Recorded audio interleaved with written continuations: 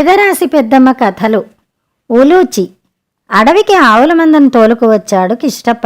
మేస్తున్నాయవి. వాటిని గమనిస్తూ రావి చెట్టు నీడలో మురళిని ఊదాడు. 2-3 మంచి పాటలను వినిపించాడు. నిద్ర వచ్చిందింతలో. పడుకున్నాడు కిష్టప్ప. కాసేపటికి వినవచ్చిందిలా, రోజూ ఈ చెట్టు మొదలుకి పాలు పోయి నీ కోరికలు తీర్చుకో. పదే పదే అదే మాట వినరావడంతో మెలకువ తెచ్చుకున్నాడు కిష్టప్ప. లేచి కూర్చుని చుట్టూ చూశాడు. ఎవరూ లేరు, కానీ మాటలు వినవస్తున్నాయి. ఆశ్చర్యపోయాడు. నిల్చుని చెట్టుకి నమస్కరించాడు కిట్టప్ప. అది అడిగినట్టుగానే చేయసాగాడు. రోజు కుండడు పాలు చెట్టు మొదట్లో పోసి దండం పెట్టుకునేవాడు. కొద్ది రోజులు గడిచాయి. ఒకరోజు ఎప్పటిలాగానే చెట్టు కింద పడుకున్న సమయంలో భూమి కంపించింది. భయంతో లేచి నిల్చున్నాడు కిష్టప్ప. చూస్తుండగానే భూమి చీలిపోయింది. ఆ చీలికలోంచి ఓ పెద్ద పాము పైకి వచ్చింది. పడగెత్తి కిష్టప్పను చూసింది. వణికిపోతున్నాడు కిష్టప్ప. దగ్గరగా రమ్మన్నది. వచ్చాడు. మింగేస్తుంది. అనుమానం లేదు. అయిపోయాను అనుకున్నాడు కిష్టప్ప. కళ్ళు మూసుకున్నాడు. నన్ను ఉలూచి అంటారు. నేను పాతాళంలో ఉంటాను. రోజూ పాలు పోసి నా ఆకలి తీర్చావు. ప్రతిఫలంగా నీ కోరిక తీరుస్తాను. కోరుకో, నీకేం కావాలో అంది పాము. కళ్ళు తెరిచి విస్తుపోయాడు కిష్టప్ప. ఏం కావాలో ఏం కోరుకోవాలో తెలియలేదు కిష్టప్పకి. అచేతనంగా చూడసాగాడు. కిష్టప్ప స్థితిని అర్థం చేసుకుంది ఉలూచి. వాడి నెత్తిని బుసకొట్టింది. ఉలూచి బుసకొట్టిన మరుక్షణం కిష్టప్ప జుత్తంతా బంగారంగా మారిపోయింది. పొడగాటి జుత్తును ముందుకు వేసుకుని బంగారు వెంట్రుకలను చూసుకుని మురిసిపోయాడు కిష్టప్ప. ఈ జుత్తు కారణంగానే ఓ రాకుమారి నీకు భార్య అవుతుంది అంది ఉలూచి.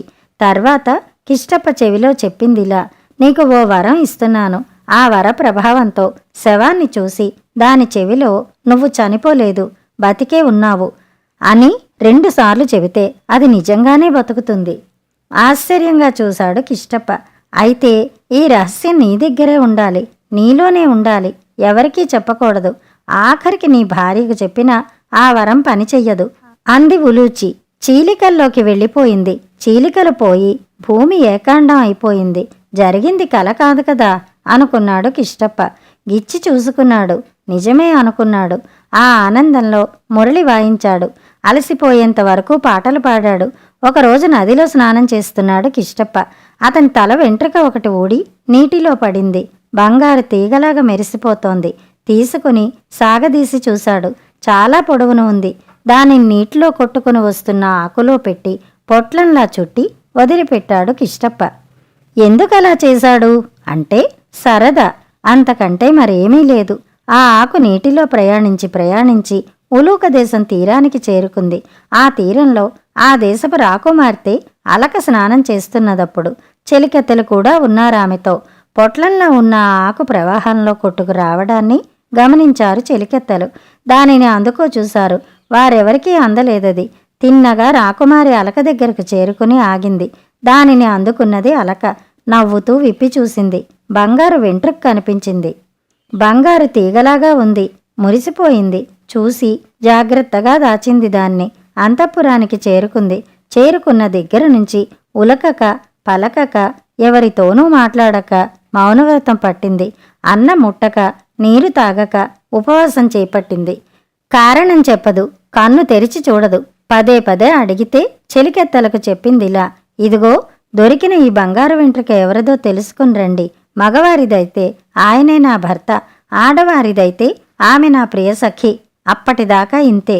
అలక అన్నం ముట్టకపోవడానికి కారణం తెలుసుకున్న ఆమె తండ్రి సేవకులను పిలిచాడు. ఆ బంగారు వెంట్రుక ఎవరిదో వెంటనే తెలుసుకుని రండి, వెళ్ళండి ఆజ్ఞాపించాడు. తండ్రి సేవకులను పురమాయించాడని తెలుసుకుని ఆనందించింది అలక. నీరు తాగింది. అన్నం తింది. నదీ తీరం వెంబడి అన్వేషించి వచ్చారు సేవకులు. బంగారు వెంట్రుక ఎవరిదో తెలియరాలేదన్నారు. సేవకులతో కాదని సాధువులను పంపాడు రాజు. వారూ తెలుసుకోలేకపోయారు. తిరిగి వచ్చారు. బంగారు వెంట్రుక ఎవరిదో తెలుసుకోలేకపోతే నేను ఊరిపోసుకు చచ్చిపోతాను అన్నది అలక.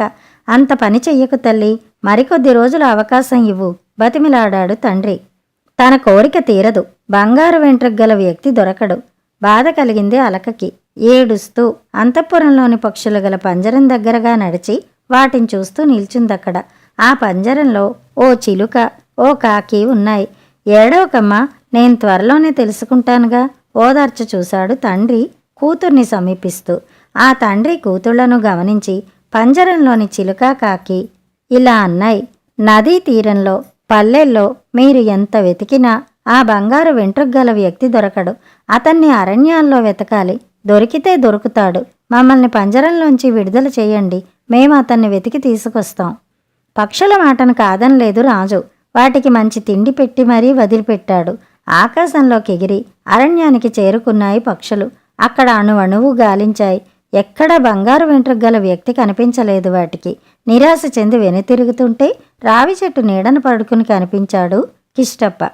కొమ్మ మీద నిలిచి రెక్కలు అల్లార్చి సేద తీరాయి. ఇప్పుడు ఈ వ్యక్తిని రాజాంతపురానికి చేర్చాలి. ఎలా తర్కించుకున్నాయి. దూరంగా మేస్తున్న పశువుల్ని చూశాయి. కిష్టప్ప మొలలో ఉన్న మురళిని చూశాయి. మురళిని చూడగానే వాటికి ఓ ఆలోచన కలిగింది.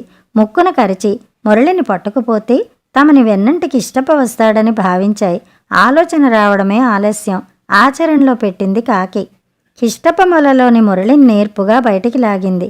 తర్వాత దాన్ని ముక్కున కరిచిపెట్టి చిలుక సహా ఆకాశంలోకి ఎగిరింది. చూశాడది కిష్టప్ప. ఏయ్ అంటూ వాటి వెంటబడ్డాడు.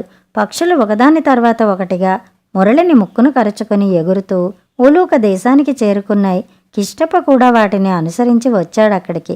పక్షులు రాజాంతపురానికి చేరుకున్నాయి. తిన్నగా రాకుమారి అలక మందిరంలోకి ప్రవేశించాయి. ఆమె చేతిలో మురళిని ఉంచి పంజరంలోనికి చేరుకున్నాయి. పక్షుల వెంటబడి పరుగున వచ్చిన కిష్టప్ప రాకుమారి మందిరంలోనికి విసురుగా చేరుకున్నాడు. అతను రాకుమారి మందిరంలోనికి చేరిన మరుక్షణం తలుపులు మూసుకుపోయాయి. కిష్టప్పకు తప్పించుకునే వీలు లేకపోయింది. అయినా తెగించాడతను. అలక చేతిలో మురళిని చూసి లాక్కోబోయాడు. అందనీయక వెనక్కి దాచిపెట్టింది అలక. ఆ మురళి నాది. నా మురళి నాకివ్వు. ఇస్తాను. ఇవ్వడానికి నాకు ఎలాంటి అభ్యంతరం లేదు. కాకపోతే నువ్వు నన్ను పెళ్లి చేసుకోవాలి అన్నది అలక. పెళ్ళా? నిన్న? ఇద్దరి మధ్య ఎలాంటి ప్రేమానుబంధం లేకుండా పెళ్ళెలా చేసుకుంటాం అడిగాడు కిష్టప్ప. ప్రేమానుబంధం ఎందుకు లేదు? చాలా రోజుల క్రితం నాకు కానుకగా నీ తల వెంట్రుక పంపావు. గుర్తు చేసుకో. అది నా దగ్గర ఉంది. అవునవును అనుకున్నాడు కిష్టప్ప. తల వెంట్రుకను ఆకులో పెట్టి పొట్లంలా చుట్టి నదిలో వదిలాడు. అది రాకుమారికి దొరికిందా? నిజమా అనుకున్నాడతను. ఏది? నా బంగారు తీగ నాకు చూపించు అడిగాడు. భద్రంగా దాచిపెట్టిన కిష్టప్ప బంగారు వెంట్రుక తీసి చూపించింది అలక. ఆశ్చర్యానందాలు పోయాడు కిష్టప్ప. బంగారు జుత్తును గర్వంగా నిమురుకున్నాడు. అప్పుడు ఉలూచి చెప్పింది గుర్తొచ్చిందతనికి. ఈ జుత్తు కారణంగానే ఓ రాకుమారి నీకు భార్య అవుతుంది. అయింది కదా అనుకున్నాడు కిష్టప్ప. నవ్వుకున్నాడు. అవును, నీకోసం నేను, నా కోసం నువ్వు పుట్టాము అన్నాడు కిష్టప్ప. చేతులు చాచి అలకను దగ్గరగా తీసుకున్నాడు. అలక కిష్టప్పల వివాహం అంగరంగ వైభవంగా జరిగింది. అంతఃపురంలో అలకతో జీవిస్తూ కిష్టప్ప అడవిని, అడవిలోని ఆవుల మందని మర్చిపోయాడు. ఒకనాడు హఠాత్తుగా అడవిలోని ఆవుల మంద గుర్తొచ్చింది కిష్టప్పకి. వాటిని వదిలి వచ్చి చాలా రోజులైంది. ఎలా ఉన్నాయో ఏమో ఆందోళన చెందాడు. అడవికి వెళ్ళిపోతానన్నాడు. బయలుదేరాడు. మీతో పాటే నేను. మీతో వచ్చేందుకు దయచేసి నన్ను అనుమతించండి వేడుకుంది అలక. భర్త సహా బయలుదేరింది. కూతురు అల్లుడు వెళ్ళిపోతున్నారని తెలిసి కట్నంగా కిష్టప్పకి అర్ధరాజ్యాన్ని ఇచ్చాడు రాజు.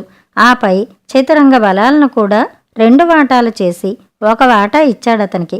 నీకు ఇచ్చిన రాజ్యాన్ని నువ్వు ఏలుకుంటూ ఇక్కడ ఉంటే ఆనందిస్తాను. లేదు, వెళ్ళిపోతానంటే నీ ఇష్టం.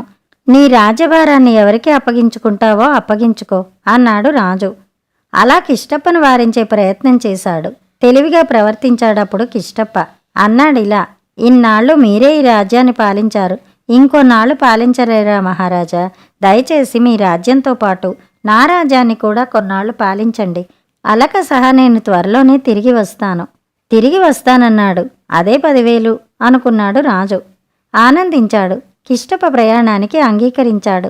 మన్నాడే అలక సహా కిష్టప్ప అరణ్యానికి బయలుదేరాడు. సూర్యాస్తమయం కాకుండానే అరణ్యానికి చేరుకున్నాడు. ఆవుల మందను చూశాడు. ఒక్కటి బతికిలేదు. అన్నీ చచ్చిపడి ఉన్నాయి. గొల్లుమన్నాడు కిష్టప్ప. కన్నీరు పెట్టుకున్నాడు. భార్య ఎంత ఓదార్చినా తేరుకోలేకపోయాడు. అప్పుడు అతనికి ఉలూచి వరం గుర్తొచ్చింది. నీకు ఓ వరం ఇస్తున్నాను.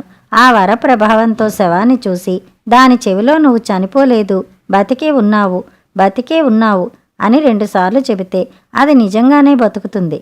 అయితే ఈ రహస్యం నీ దగ్గరే ఉండాలి, నీలోనే ఉండాలి, ఎవరికీ చెప్పకూడదు. ఆఖరకు నీ భార్యకు చెప్పినా ఆ వరం పనిచెయ్యదు. మందను బతికించుకోదలిచాడు కిష్టప్ప. వెళ్ళి ప్రతి ఆవు చెవిలో ఉలూచి చెప్పిన మాటలు చెప్పి చూద్దామనుకున్నాడు. అంతలో చెంతనే ఉన్న అలకను చూసి ఆగిపోయాడు.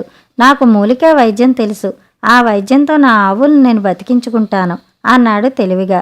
పరిగెత్తాడు అక్కడి నుంచి. ఆకులేవో ఏరుకుని వచ్చాడు. వాటిని నలిపి ఆ రసాన్ని ప్రతి ఆవు చెవిలో పోస్తూ అన్నాడిలా, నువ్వు చనిపోలేదు, బతికే ఉన్నావు, చనిపోలేదు, బతికే ఉన్నావు.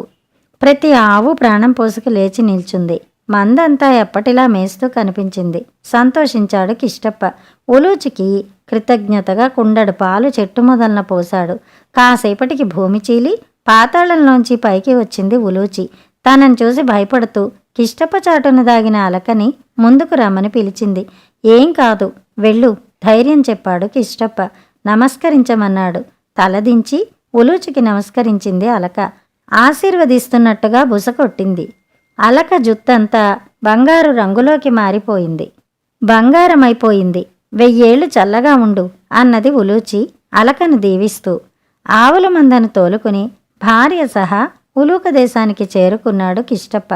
గోధనంతో కూడా విరాజిల్లాడు. కథ సమాప్తం. కథ కంచికి, మనం ఇంటికి.